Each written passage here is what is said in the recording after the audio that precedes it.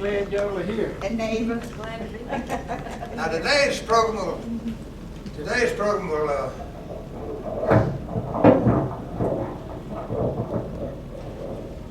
will finish my discussion of my travels reference World War II. After this one, we're going to get into that round the world trip I made in 1979 in this airplane. That's starting a month from now. It's going to take about 12 programs to cover that. But during this flight, Joe, no one shot at me. Now on this map here, this dotted line there is what we call the fighter belt. That's where most of them were based at the time I was over there. But we didn't bomb much further than that. In fact, the first time we went beyond that line was on the raid we're going to talk about today, which was Schweinfurt, Germany. Now, on previous raids, I talked to you about going to Norway and to Kiel. Kiel's where I got shot up so bad. Now, this raid to Schweinfurt occurred about, it was the 17th of August, and I started flying combat about the 10th of June, so I've had a little experience, about 10, 11 raids when I went to Schweinfurt. Now, one of the residents asked me the other day, he said, Charles, what's so special about this raid to Schweinfurt? Everything about it is special. The first thing is the briefing.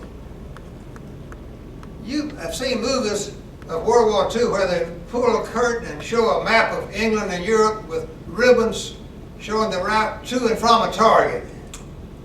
Well, on this briefing, they have one ribbon to Schweinfurt, and just south of that, another route back to England. That's going to be us. And the lieutenant colonel that's making the briefing said this other line here is those long-range B-17s stationed down here in southern England. They're going to bomb the aircraft assembly plant at Regensburg and presumably land. Can you imagine how that sounded? We didn't know till we got back to England, but that was the first shuttle bombing raid. They went to Africa after that. They didn't come back to England. Went down to Africa. Hello, Don. Okay, on these briefings, Sergeant will wake us up about 3 hours before daylight. We have to get a breakfast and get to the briefing room and be through with the briefing by daylight. The breakfasts in weren't much because of the submarine menace. We finally licked that menace the last half of 43, and it was improving some when I left there. We began to get some fresh foods in from the United States. But back in August, we were eating powdered eggs and that kind of stuff. Spam, Brussels sprouts. Okay, before we get into this raid, let me mention a few of the famous aircraft of World War II. Who remembers the German warplane that became famous during that invasion of Poland in September of '39? Stuka dive bomber, Ju-87. Okay, the next year, 1940, who remembers the airplane that became famous in the Battle of Britain? The Messerschmitt? How about it, Don? No. Oh, I know the Messerschmitt, that's what it said. How about it, Don Smith? Battle of Britain. The Falker? Which fighter became famous? The Spitfire. Oh, Spitfire. He said English. Now, how many of y'all remember a speech made by Churchill after the Battle of Britain referenced the people of England being saved from the invasion by the action of the RAF? You remember what he said? He said, never in the annals of human endeavor have so much been owed by so many, so few.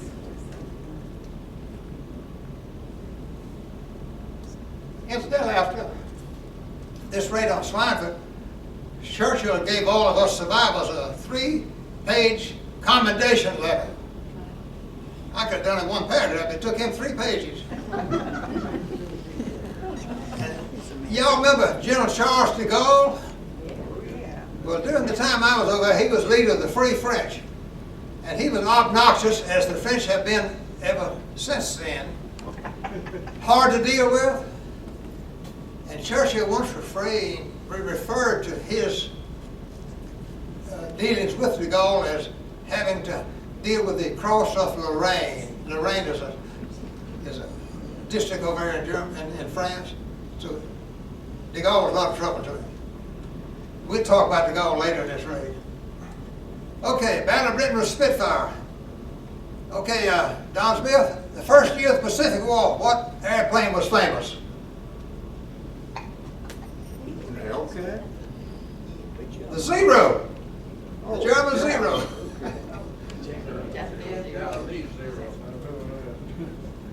Okay, who remembers the #1 noted bombing raid of the B-24 bombers? Doolittle. Molesty. Ploiești oil fields in Romania. That happened the same month as the Schweinfurt raid, but they came from Benghazi up to Romania, where we was flying out of England. That's B-24's most famous raid. Okay, Mr. Jones, what's the most famous airplane in the last part of the Pacific War? B-38? How about it, photographer? Yeah.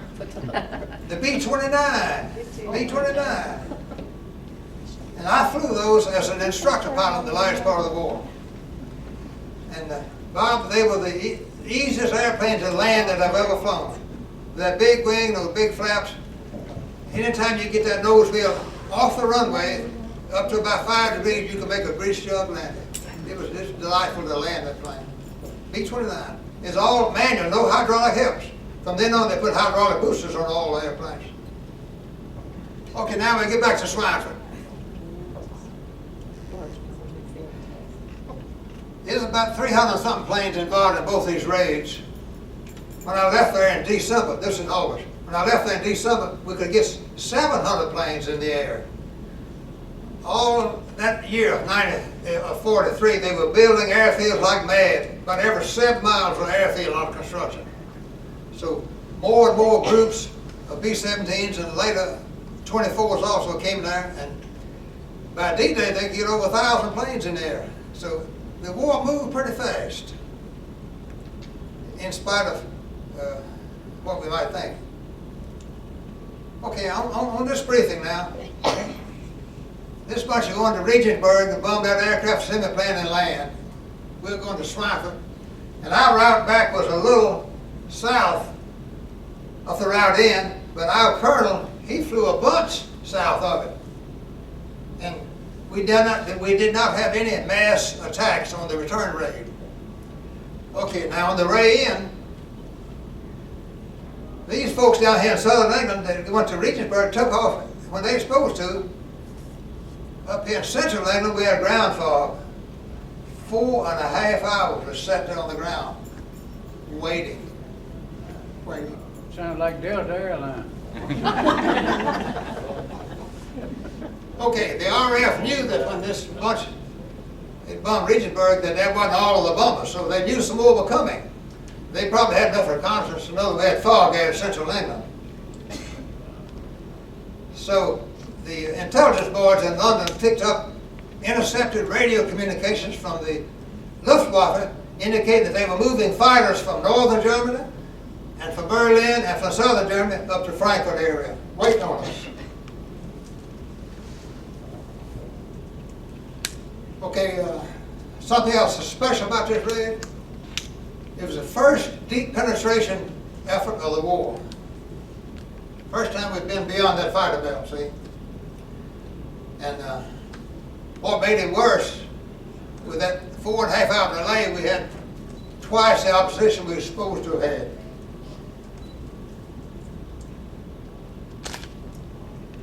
When we got to that fighter belt, we were met by 300 single-engine fighters. Like a swarm of bees all over the sky. There were so many of them out there, they got in each other's way, I think. They'd come in 4 and 6 at a time, making head-on attacks. And I was sitting up in a high group, and the lead group was the one being attacked first by all these head-on attacks. And almost every time, there'd a bunch of them come in, and be that him go down. And my navigator reported later that out of that group there, that lead group, all but 2 were shot down. I didn't get to witness much of that carnage because I was busy flying formation. But right at first, our group wasn't even under attack, so we had a few minutes there when I could do a little observing. And I saw one tail gunner bail out, and he and his chute both were on fire. And I saw a plane blow up, and these fuselage tumbled through the sky, and burning gas tanks go down. It was awful. But after they made these initial head-on attacks, they'd come back and attack all over the formation. So after about 3 minutes, we had attacks pretty straight there, about 15, 20 minutes. After these single-engine fighters run out of ammunition, the rest of the way to the target and all the way back to about even with Paris, the twin-engine night fighters and the twin-engine light bombers would harass us from a distance, shooting rockets and 37mm cannon. But they weren't as much of a problem as those single-engine fighters because they come in closer.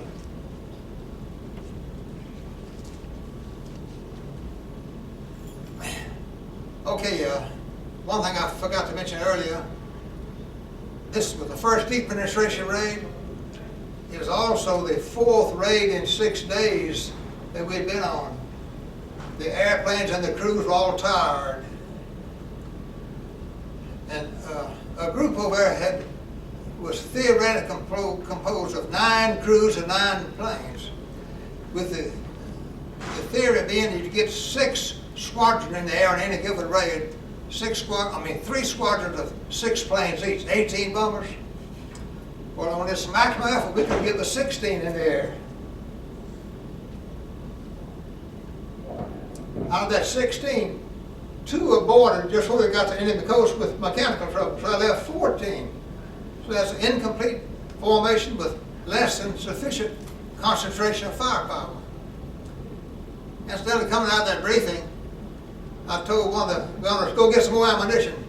He said, so-and-so's already gone to get it. I said, go get some more.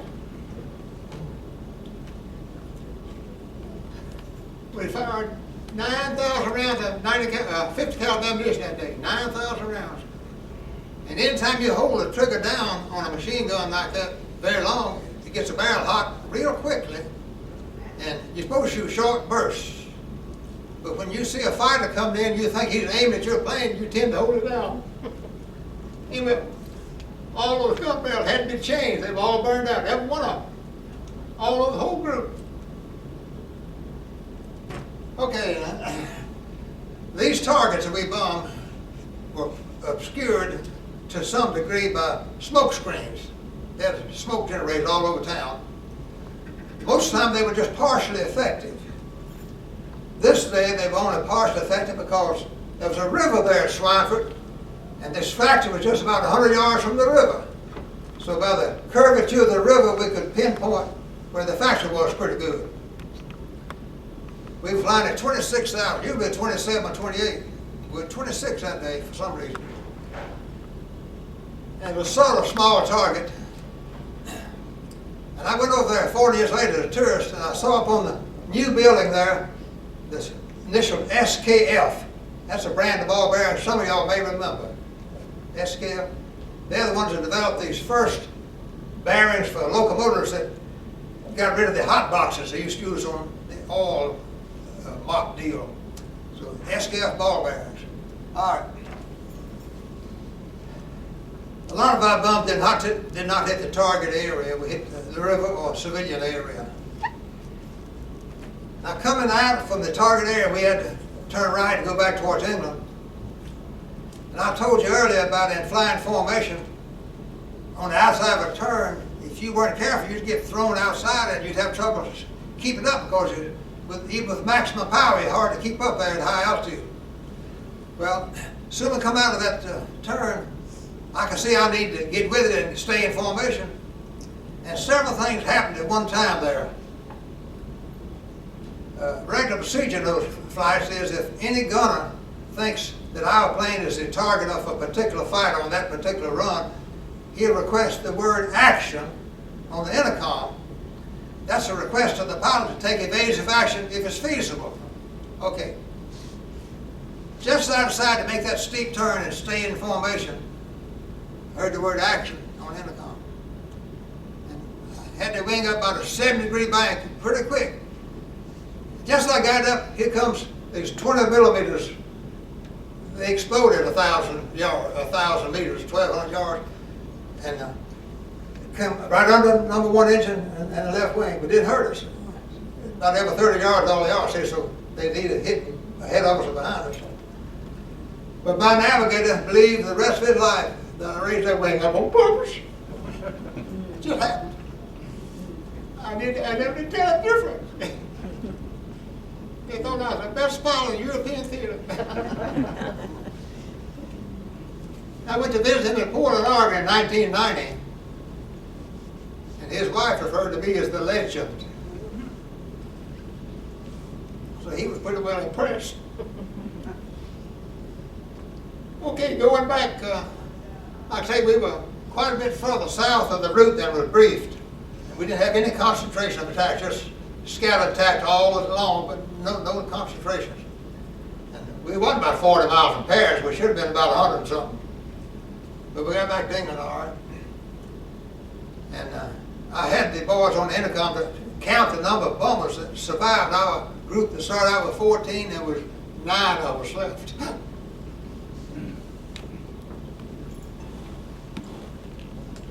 Okay, now, before I go into a lot of other stuff we're going to talk about, are there any questions about what I've covered so far? I had a question. You got up before 3 hours before dawn. What time did you land and get to bed that night? Well, I was in August, and it's high latitude to have about 16, 18 hours of daylight over there. That's plenty of daylight. Incidentally, when I was over there as a tourist 40 years later at Schweinfurt, Sue was buying some stuff at a store there, and the sales lady was younger than we were, and Sue told her I was in that Schweinfurt raid. She said she remembered it distinctly. She was 14 years old. Well, I thought I'd check her out to see if she was telling the truth. I said, what time of the day was it?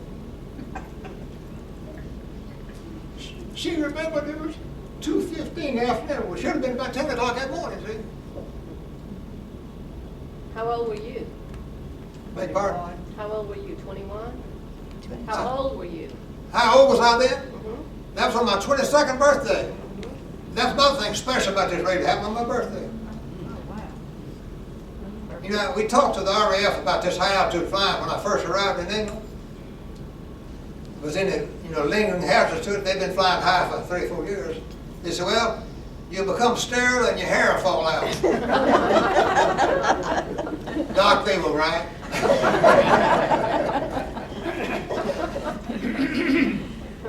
have a question. So your purpose, you intended to go to Schweinfurt, was accomplished, is that right? You bombed that place? We bombed that plant. We didn't hurt it much. We have cameras in about half of the airplanes that take pictures before and during the bombs hitting the surface. And those pictures that were taken before the bomb started hitting showed that since the last reconnaissance photos of the target and our arrival there of that raid, between each fracture building they had erected a blast wall to minimize damage. See, you have a 500-pound bomb hitting right here and a building 30 feet away, you get a lot of damage. See, this blast wall is trying to minimize that damage. Those Germans were well organized. Anything else? I got a bunch of notes here, that stuff that I know you want to hear about. Let me glance at them here now.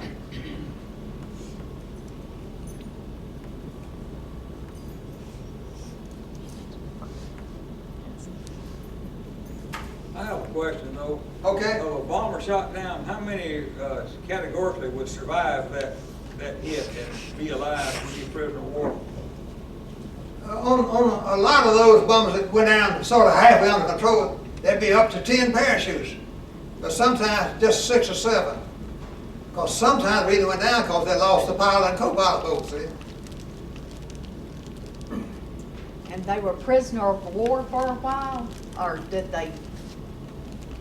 Most of them survived the prisoners of war. They did, most of them Yeah. did. Okay, we talk about the aftermath of this raid. One immediate aftermath is our morale was rock bottom. I even felt like there for a few days that I'd be glad when I get shot down, it'll all be over with.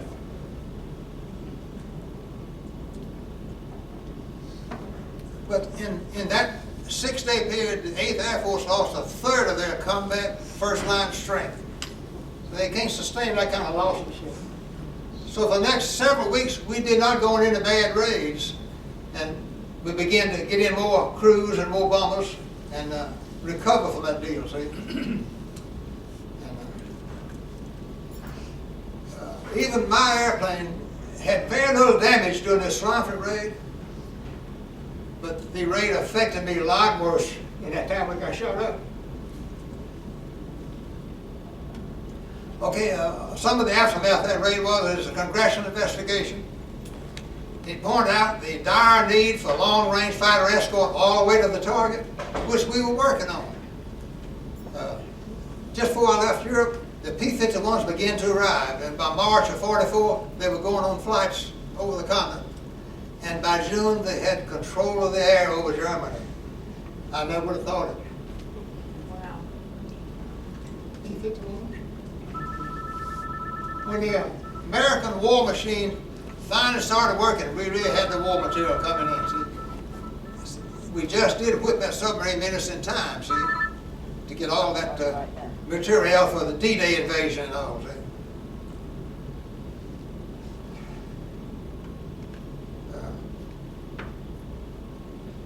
Let me look at my notes here.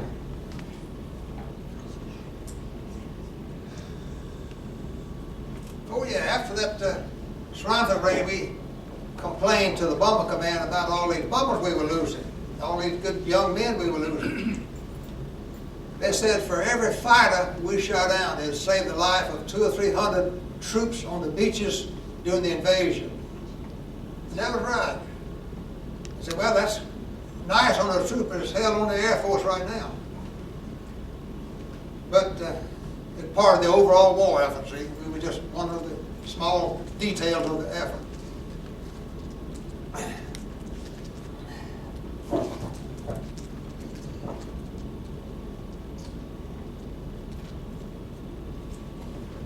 Okay, about 2/3 of the bombing raids I went on were more or less routine.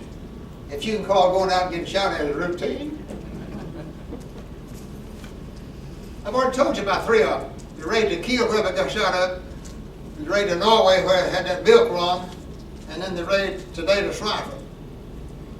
Some of the other unusual raids, there was a submarine tender at a city called Nantes, N-A-N-T-S, about 20 miles up from the Bay of Biscay, sort of south-central England, being re-outfitted. The Free French notified London that it was there, it wouldn't be there for a couple of days. So it was in a river there beside this little city, about 20,000. So we were going to bomb that thing and drop our bombs in what's called in train. When you have a factory, you drop them in salvo all at one time, but on the long range, like an airstrip or something like that, you drop them in train. So we're going to drop the bombs on that submarine tender. And the procedure is when the leader starts dropping his bombs, the others drop theirs. A mile and a half before we got to the target, the leader's plane got hit with anti-aircraft fire and his bombs fell out. We killed 300 Frenchmen. Didn't even touch that boat. That night that boat left. That's one unusual raid. Another unusual raid was an airfield 6 miles east of the Palace of Versailles. Grass landing area, 2 streets surrounding the west end of the airport. These 2 streets had the same angle as those 6 streets that's in front of Versailles. They had a smoke screen up. Our lead bombardier and pilot was lined up on that before they realized that wasn't the airfield. So they turned a little bit and tried to get in line with that airfield. We're supposed to bomb a line of hangars on the right side of that place, where they were repairing and maintaining German fighters. We hoped to get 30 or 40 fighter planes, see? Well, since we came down the angle from that trip near Versailles, we got one hangar and tore up that grass airstrip. And you heard of folks running out of gas, hadn't you? Well, I was on 2 raids where we had some trouble with that. One was on a raid just north of Frankfurt, when there was more clouds in the target area than was briefed. And the leader decided to make another big turn with that huge formation and try again. Well, in that huge turn, the bombers on the outside of the turn had to use takeoff power there for 10 or 12 minutes. Use up a lot of gas, and everybody else used more gas. And I don't remember about whether it hit the target or not, but before we got near the English Channel, everybody knew we was in trouble on fuel. And we passed the fighter belt, so we dispersed, started going down individually trying to save gas. And I throttled about 200 RPMs on the RPMs and held the manifold pressure just enough to have a long glide to the English coast. And at 14,000, I had the tail gunner come out of his position and bring his extra ammo. And I had he and the waist gunners throw out their extra ammo. We didn't need more ammo that day.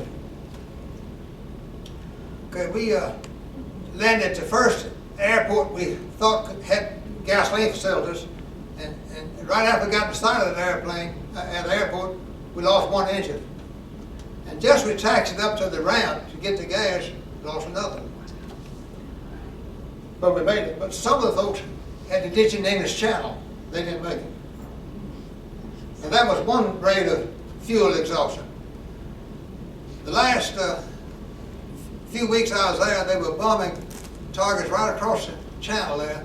And all they did was special targets.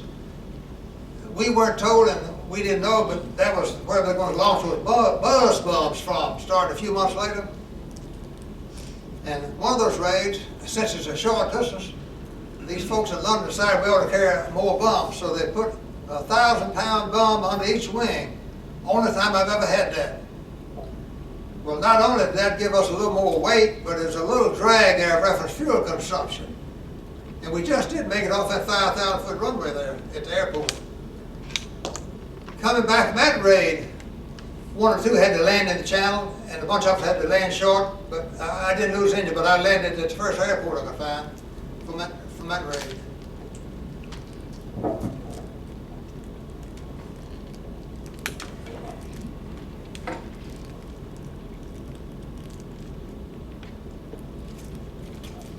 Now the tour of duty for us bomber crews when I was there, if we survived, was 25 raids. It was 25 of us crews went over in May of '43, and 5 of us came back. But those that survived, every time you're on a 5 raid, you get an air medal. Another 5 raid, they get a cluster to go on the air medal. So I had an air medal with 3 clusters, and if you finished the tour, everybody got a distinguished flying cross. So I got the air medal and the DFC. But everybody got them, see. Okay. From December, We all earned them. yeah. From December of '43 to January of '44, I happened to be at a lot of famous places. I made a trip in Texas to see London Bridge, which was a mistake. It wasn't anything compared to what we thought a bridge was like. No superstructure at all. It was just masonry. And of course I was at Piccadilly Circus, where everybody met in England, in London, in Piccadilly Circus. Streets come in so I could do it at Versailles. And a bunch of good hotels there. We stayed at the Regent Palace Hotel most of the time. So I was at Piccadilly Circus, got to New York, I was at Broadway and 5th Avenue, and I was sent to a redistribution and R&R center at Santa Monica, California. And there we went to town several times. And I went on one street corner, I looked up, at one street corner said Hollywood, the other said Vine. Hollywood and Vine. And I thought more than I did the Statue of Liberty that I passed in New York. Hollywood and Vine. You know, to a young fella back in 1940, Hollywood was a pretty big deal. All your heroes were from Hollywood, they performed all these wonderful movies and all. Okay, after I got out of that R&R center, before I went there though, but by the way, in addition to being able to come home at the end of your 25 rates, you could stay over there if you wished. And I had the option of staying at the Welcome Center in London and talking to new pilots for a 6-month period and then coming home. Well, they offered me a job as assistant operation officer of my squadron, because our assistant had himself transferred to P-51s. Well, I could join a new outfit being formed, flying mosquito bombers, weather reconnaissance to precede the bombers over Europe to give reports back on the weather. I turned all that down and came back and went up to Wichita and married that girl.